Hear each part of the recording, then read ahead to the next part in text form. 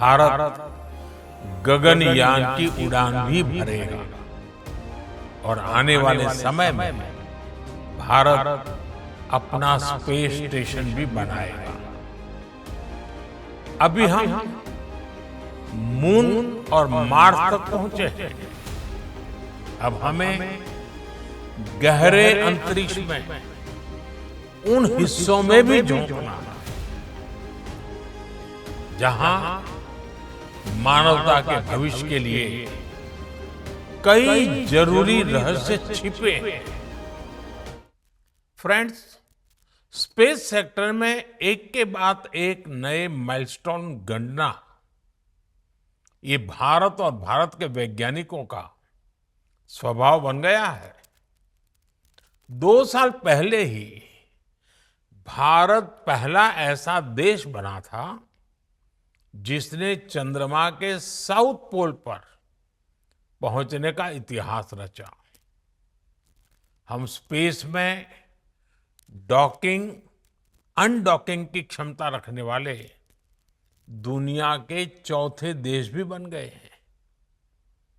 अभी 3 दिन पहले ही मेरी ग्रुप कैप्टन शुभांशु शुक्ला से मुलाकात हुई है। उन्होंने इंटरनेशनल स्पेस स्टेशन पर तिरंगा फहराकर हर भारतीय को गर्व से भर दिया। जब वो तिरंगा मुझे दिखा रहे थे,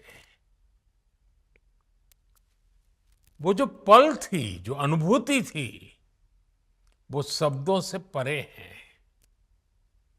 ग्रुप कैप्टन शुभांशु से हुई चर्चा में मैंने नए भारत के युवा के असीम हौसले और अनंत सपनों को देखा है।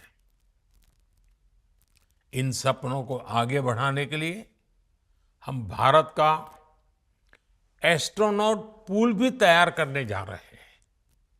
मैं आज स्पेस डे पर अपने युवा साथियों को भारत के सपनों को उड़ान देने के लिए इस एस्ट्रोनॉट पूल से जुड़ने के लिए आमंत्रित करता हूं। साथियों, आज भारत सेमी क्रायोजेनिक इंजन और इलेक्ट्रिक प्रोपल्शन जैसी ब्रेक थ्रू टेक्नोलॉजी में तेजी से आगे बढ़ रहा है। जल्द ही आप सब वैज्ञानिकों की मेहनत से भारत गगनयान की उड़ान भी भरेगा और आने वाले समय में भारत अपना स्पेस स्टेशन भी बनाएगा। अभी हम मून और मार्स तक पहुंचे हैं। अब हमें गहरे अंतरिक्ष में उन हिस्सों में भी झोंकना है जहां मानवता के भविष्य के लिए कई जरूरी रहस्य छिपे हैं। बियॉन्ड गैलेक्सीज लाइज अवर होराइजन। साथियों, अनंत अंतरिक्ष हमें हमेशा ये एहसास दिलाता है कि वहां कोई भी पड़ाव अंतिम पड़ाव नहीं है। मैं मानता हूं स्पेस सेक्टर में पॉलिसी लेवल पर भी कहीं कोई आखिरी ठहराव नहीं होना चाहिए। और इसलिए मैंने लाल किले से कहा था, हमारा रास्ता रिफॉर्म, परफॉर्म और ट्रांसफॉर्म का रास्ता है। इसलिए बीते 11 वर्षों में देश ने स्पेस सेक्टर में एक के बाद एक लगातार बड़े रिफॉर्म्स किए हैं। एक समय था जब स्पेस जैसे फ्यूचरिस्टिक सेक्टर को देश में अनेक पाबंदियों से बांध दिया गया था। हमने इन बेड़ियों को खोला।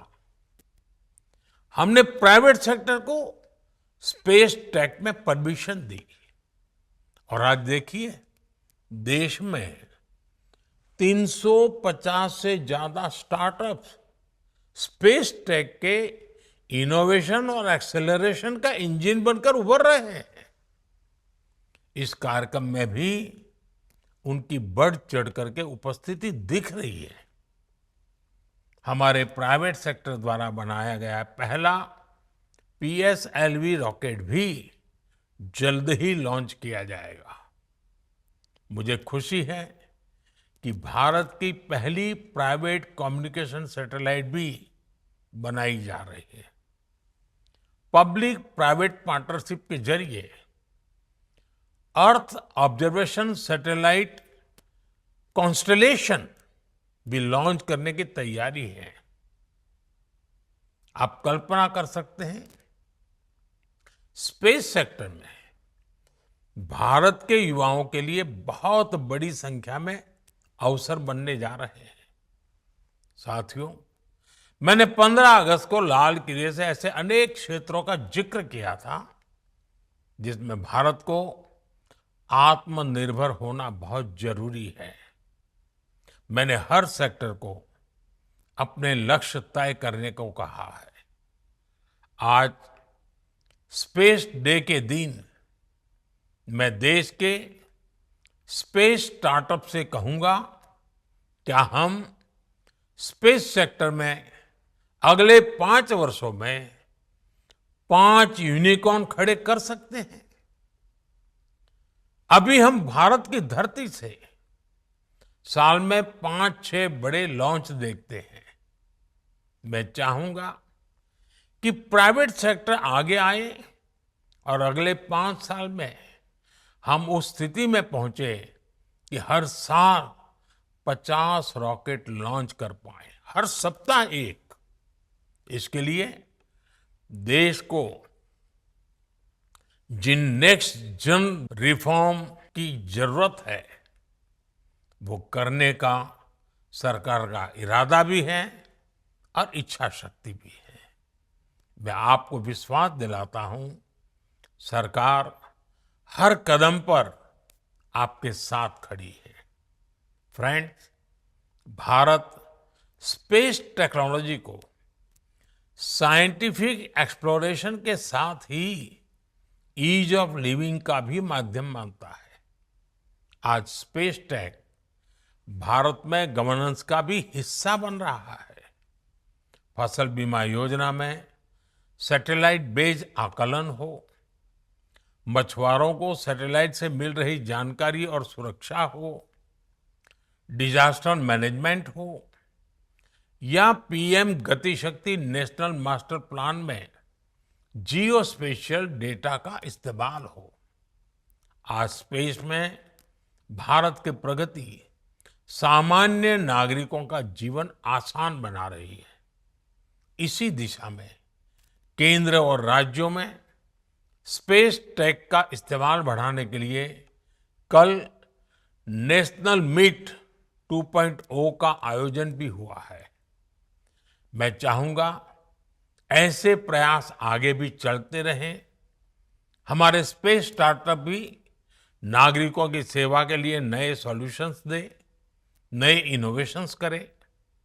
मुझे विश्वास है आने वाले समय में अंतरिक्ष में भारत की यात्रा नई ऊंचाइयों को छुएगी।